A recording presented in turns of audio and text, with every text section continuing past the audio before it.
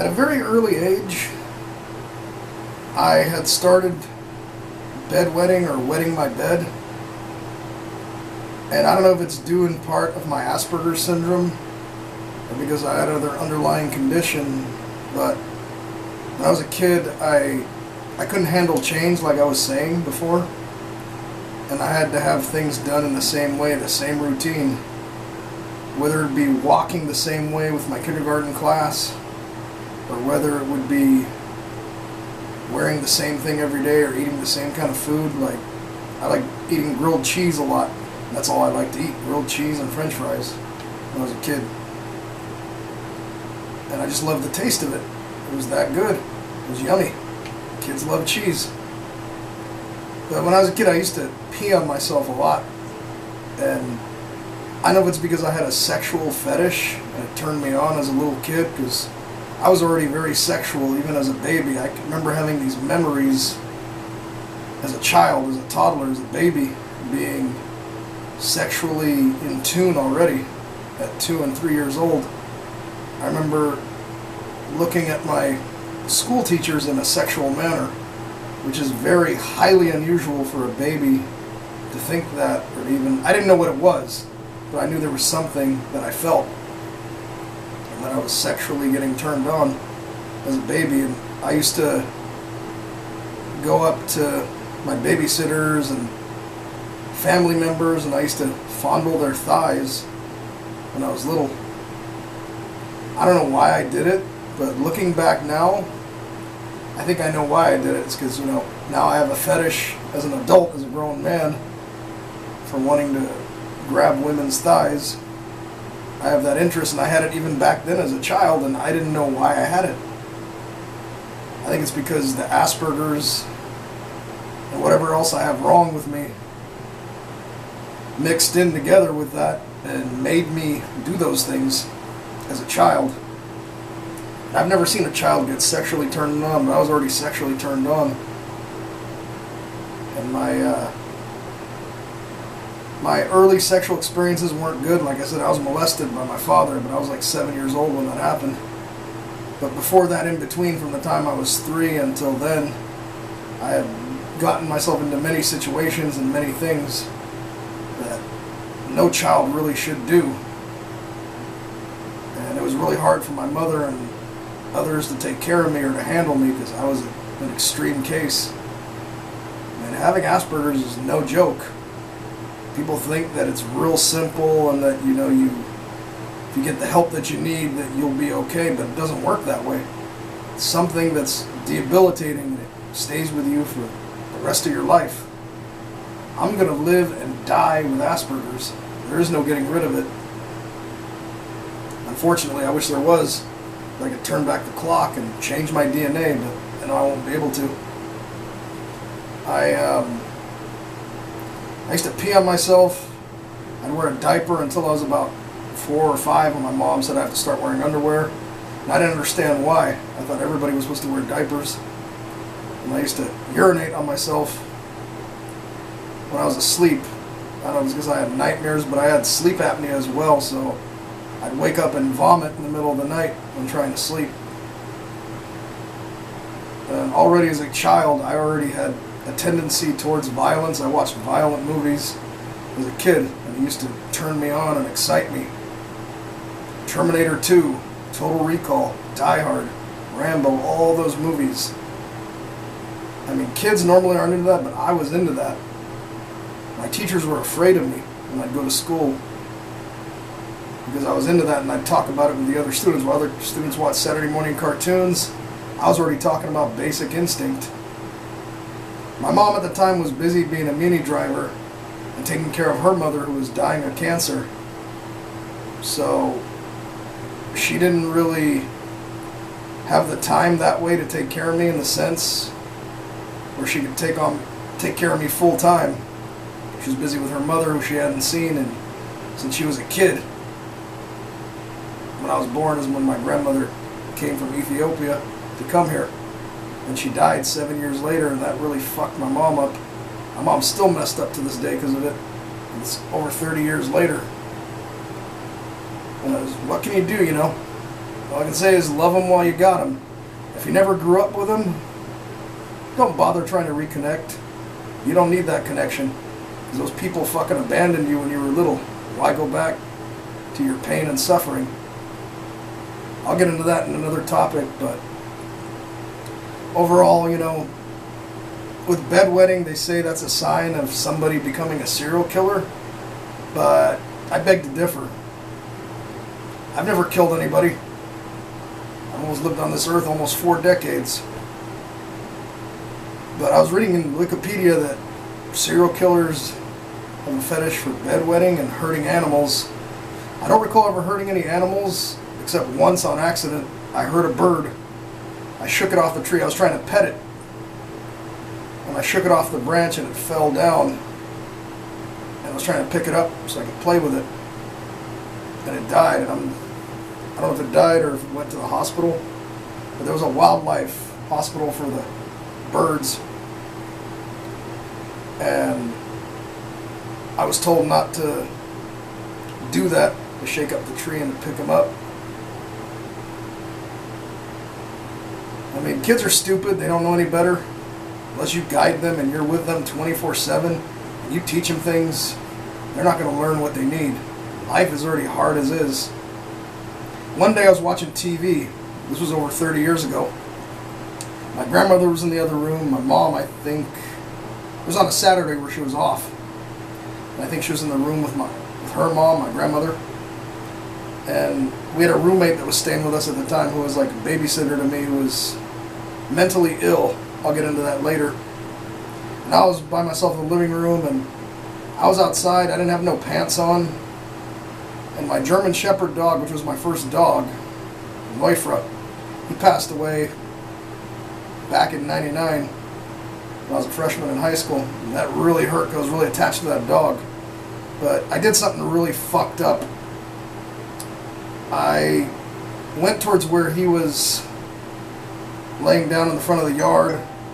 I kneeled down and he started like licking my crotch, and I enjoyed it so much that I was having an orgasm at 5 years old.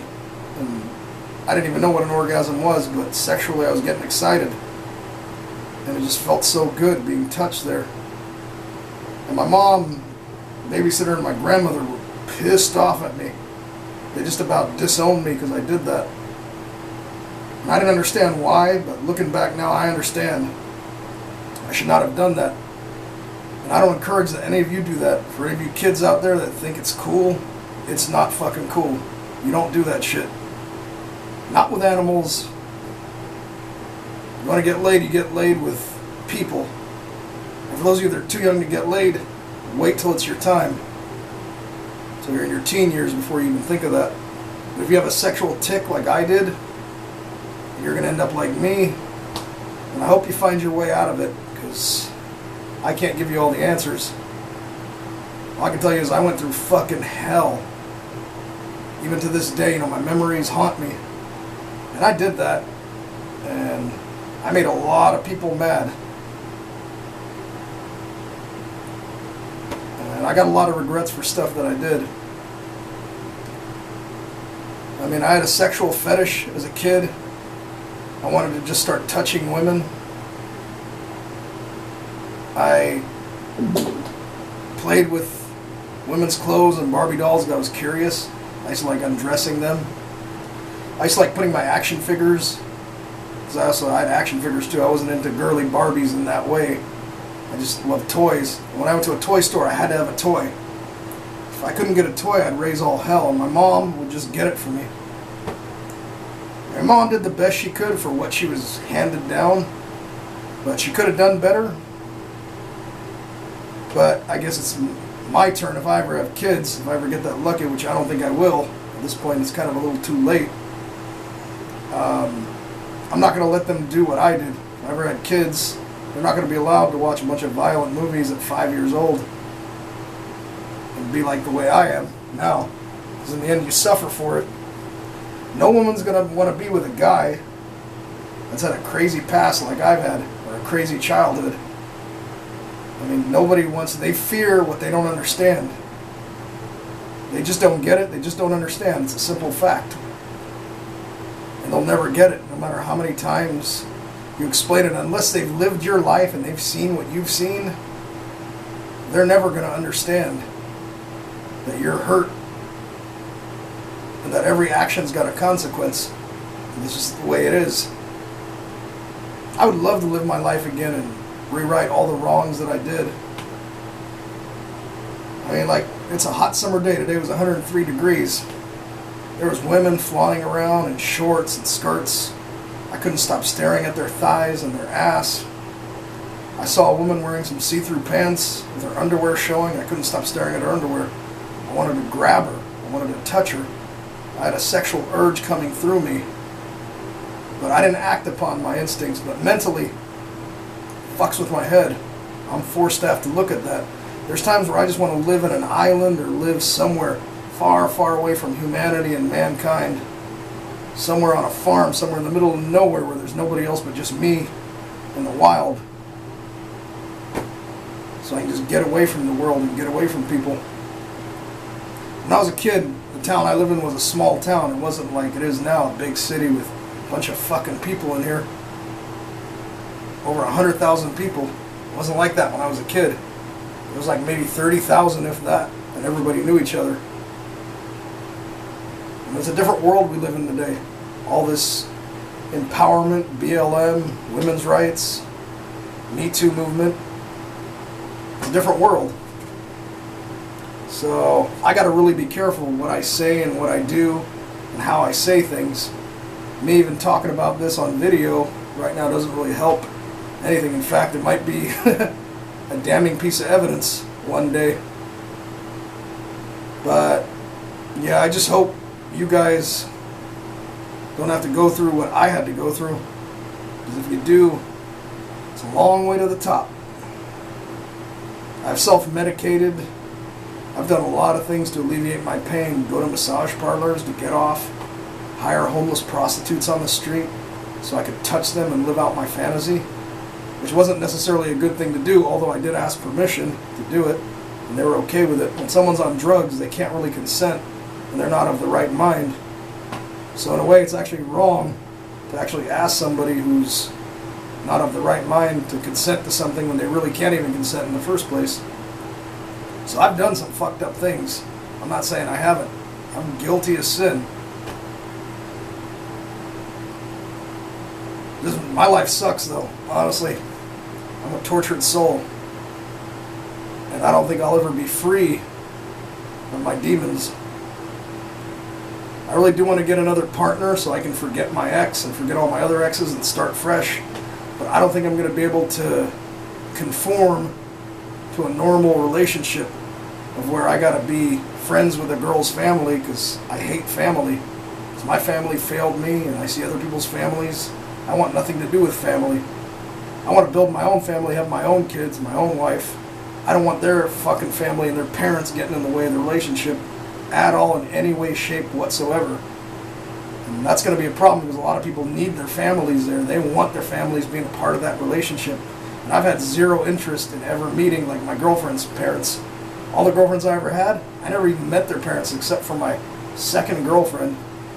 My last girlfriend, I met her mom actually once or twice on the bus. We had a very brief interaction. We didn't really talk. We didn't really have any relationship whatsoever. Our relationship was with the daughter, who was 28 years old, so she was well past of age. But her parents treated her like a little fucking kid, and she was okay with that. I wasn't okay with it, though.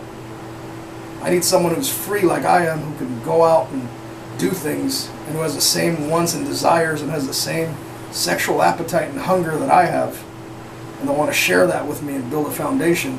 That's what I want. But I don't know if I'll even find that. I'm struggling, and I've been struggling for many years on end to find that in a partner, and that's what I want. I'll never be happy until I find that, and I know it in my heart and soul. That's what's going to set me free in here, and I can forget about my past. That's all I want. I just want a woman that's going to give me what I want. It's as simple as that. And I just want to be free sexually. I want to be able to do what I want to do. I don't want her family or anybody else's family getting in the way of the relationship at all. I want to be left the fuck alone so I can do what I want to do. I know there's plenty of you that have gone through this out there.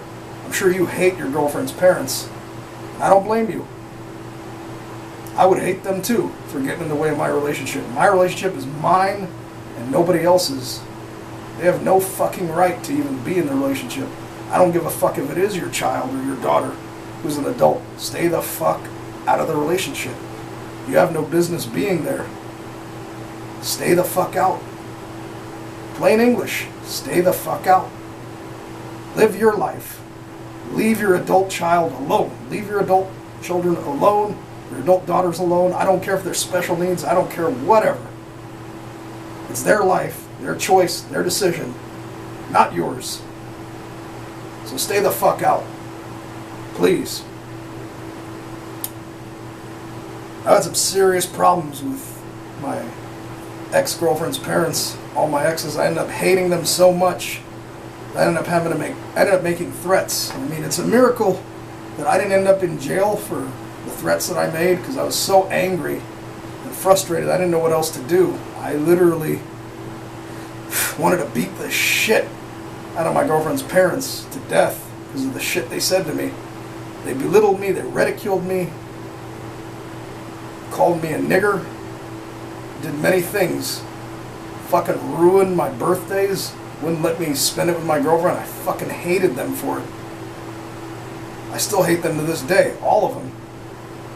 My prior ex before the last one, her sister just died. And me and her were really close. I liked the sister, I hated the rest of the family, I hated the mom and the dad. I don't talk to that ex either, but the sister just died a couple months back of a drug overdose. I'm kind of quite saddened about it. Not happy about it, but I hope you guys find a way, and I hope that I've helped you somehow, some way, that you guys figure it out.